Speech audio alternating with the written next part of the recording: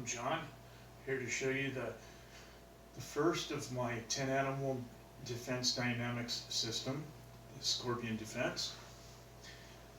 So these come chiefly from my 3 years of study of Kung Tao Kung Fu, the last martial art that I got into over a 20-year span that began with Tai Chi and almost 3 years of Chinese Kempo. I've had a couple of years of Hua Reng Do, a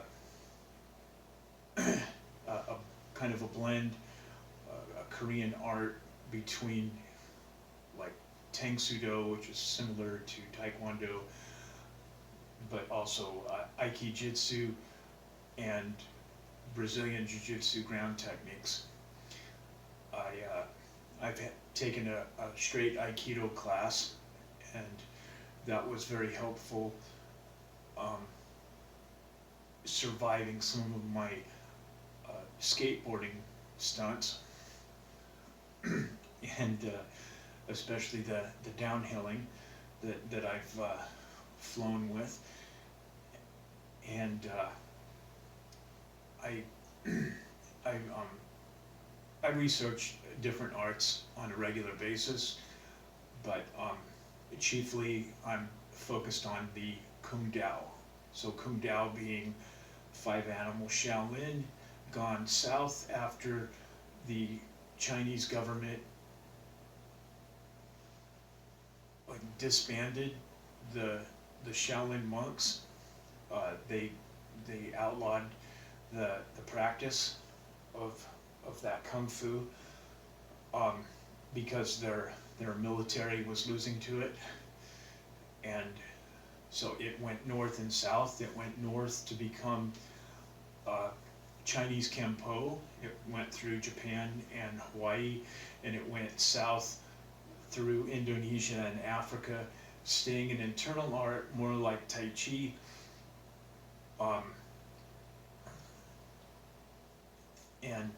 And so that strength is focused on dynamic movement, where they're both multi-striking arts, but where Kempo often will get to a spot and then fight from that location. Kung Tao is more flowing, kind of like Bagua, which is also an Indonesian art of stepping in a circle around your opponent, and that's very focused on movement. Kung Tao mostly has that dynamic movement, and so I focused on that. And so these interceptions, which are all a movement, a defense, and a strike with each action. My interceptions, they keep the 2-second rule of Kung Tao, in which, as they like to say, if you're taking 2 seconds, you're taking too long. So the entire goal of Kung Tao is to not get into a fight. Make your defense and don't get stuck toe to toe with your opponent, slugging it out like a boxer. You want to overwhelm your opponent in your defense and just win as quickly as possible. There could be many other opponents coming at you, their friends, and you want to finish each of them without delay. And so we have this movement. 85% of our attacks of our opponents are going to be right-handed. So for that, they step forward with the left as they aim for the chin, or they might be coming in for a grab or a push. But that left foot advancing on us is our tail. So we see that coming, we know that the time for talk is done, and it's time to move. All right, so we don't move forward into it because we're not Army Rangers.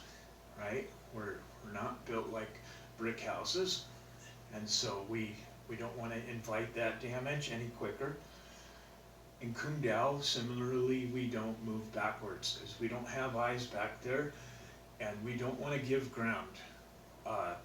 We want to maintain the same range as much as possible. And we we almost never move directly forward, and we definitely never move directly back. Not a single step. We don't want to be thrown back. That's a single focus of Kung Tao, is nobody can collapse you. All right, we're going to move around our opponent, but we also don't want to move to the right, and I'll tell you why. If we take a step forward, out to the side, forward step to the side, 90 degrees out to our right, then we're, first of all, we're using our offhand, all right, because it's not assumed that we're left-handed either, to block or strike our opponent, okay? And so this is our weak side. But also, our opponent who's stepping in, and then we move over here, we're on his strong side where he can hook, all right? And then he's using his pecs, right, which are large muscles, and he's adding power, all right? This is the vortex power of moving in two directions at the same time, moving forward and to a side. So this is the power of a tornado, of a hurricane, of a toilet, of a black hole, all right? These are incredible forces because they're super dynamic. They're spinning, all right? So if we get caught with a hook, that is one of the strongest strikes that can be made. And it's sometimes called a haymaker or a Sunday punch, you know, where wind up and swing like that, right? We don't want to be on the receiving end of that. So if we move to our right, okay, his left, then he'll catch us. If we step forward, he'll catch us here on the jaw. That's a knockout. We do this weird step back for whatever reason. He's going to still catch us on the chin, but with that vortex power. And we don't want that. So we've ruled out 3 angles that we can escape to. Ruled them out. Now our move to the left is to the dead zone of his attack. All right. His right punch coming in, these are his smaller knuckles, right? And as we step straight out 90 degrees with our left, we're in a bow stance. This is the rounded bow, this is the arrow. We're just stepping until this leg is straight, just falling out real quick. And from our humble stance of a light fist and a covering palm, which hides our nerves, our fear of the conflict. It looks peaceful up until the last moment in which we're not. This comes up in a soft parry, a quick, small circle guarding our jaw, right? In which his punch is coming in, and we'll catch it, and maybe we'll just put it there, and if he does happen to make an adjustment out to us, we can collapse it. See that? Get a little closer. Watch. All right, maybe break it, but definitely take the impact of it away, right? So we just, right. Now, our right hand comes up in this shadow duck, all right, where our fingers are steepled. It's very light, no tension.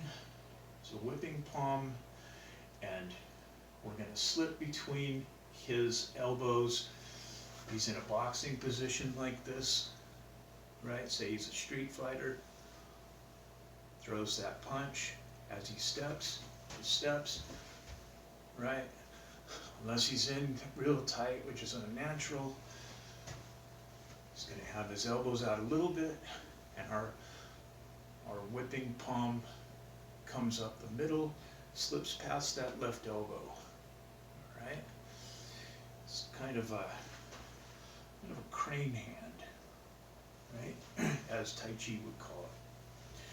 So he's like this, and we come up the middle. And then we get to here, and it opens, it blossoms like a flower, and we pop right in the chin. So the first part is just like that. They're back aligned, and we give 8 inches of separation just on that step to the left. And we're looking right at our opponent. We're keeping our focus right on him. So we just look slightly to our right as our right shoulder comes forward, and that gives us quite a bit of range. Like here we are squared up. Look at that. From the side. Okay. Look how much more range I give myself with that step. My right shoulder comes forward. Kung Tao calls that going long. That's my extent of range, and then that's how much more I get with the turn of my shoulders. So here's where a smaller person, like a child, can reach the chin of an adult, much taller, right? Without moving in towards him, but by turning the shoulders and the hips, being able to reach way up. All right. Let's see if I was like really short, like say a 10-year-old. All right. And I'm reaching way up, staying down, reaching up. Now my arms are a little longer than a child's too, but you can see I'm able to reach. So a child might not be able to reach normally, can if he turns his shoulders. Okay, so this brings up the first 2 options of the scorpion defense, which are just evasions, where our opponent comes in and we're completely outmatched. We don't want to have to get stuck there at all. We bring up that guard hand as we step out left, and then we just continue on, and we're running. Okay, now if he's too close to us, it's maybe grabbing us. We step out and just throw that straight out, the palm strike to the diaphragm. His breadbasket knocks wind out. So, right, he exhales all of his wind, and he'll have to recover, and gives us a couple, maybe 3 steps before he can start pursuing us, right? It might make the difference. So the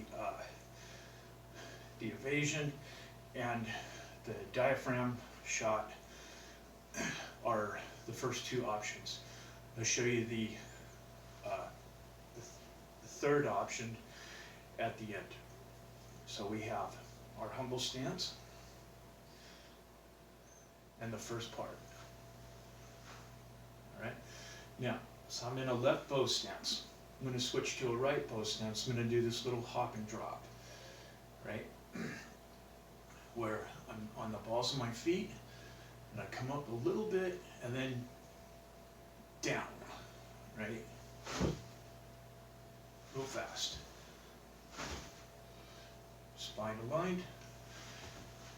So, in Kung Tao, one comes in, the other goes out. One comes down, the other goes up. And that's what we're doing. We're going to, as we change our stance, we bring this into us, catch his right arm at the inside of the elbow, right here. I'm going to pull him into us, into his forward triangulation, which is straight into us. And so that as we finish our stance change, that movement finishes, and then we clear over it with this strike. So like claw attack of the scorpion. So we strike the side of his head, drive 8 inches. If we miss his jaw, then we go rake across his throat with the sword arm of our left. All these bones, right?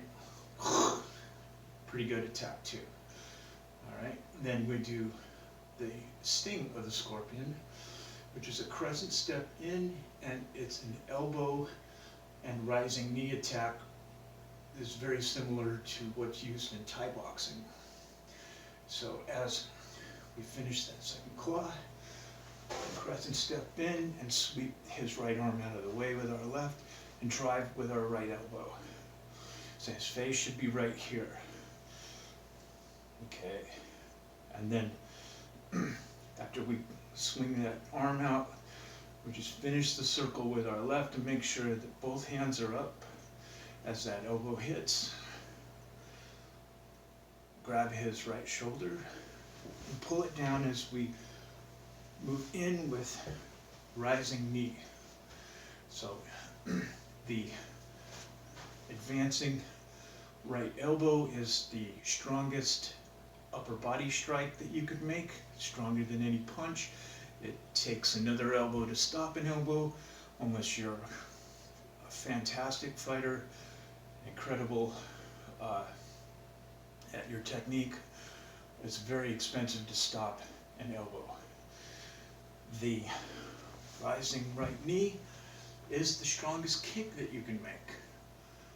So we have an incredible finish. This is a celebrated Thai boxing finishing move. All right. So by itself, right, like that. So here it is in 3 speeds.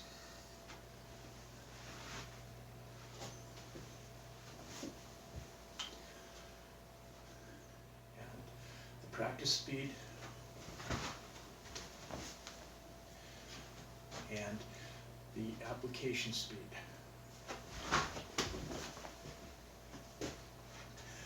All right, so what if we have a friend or family member that is, say, celebrating with us and they get a little rowdy? We don't want to do all that to someone that we care about.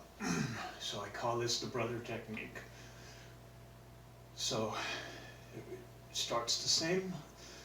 We step out, but we whip hand to the face, between the nose and the throat. We don't want to hit those two, but there's a lot of room across the mouth to get them. All right, so it's like a pincher move, right? And then when we do our stance switch, we grab around the back of the head and neck with the other claw, right? And when we do our crescent step in, then we're going more into them at a 45 degree to the right instead of towards them.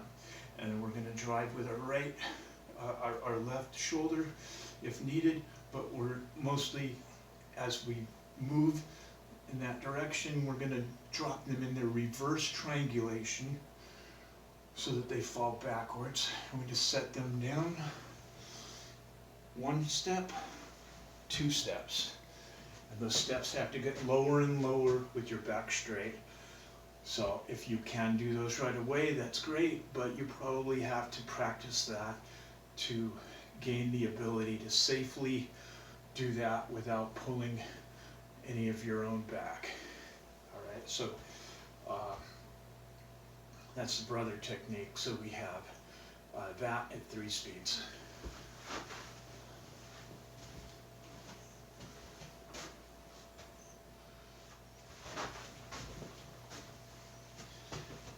Application of it.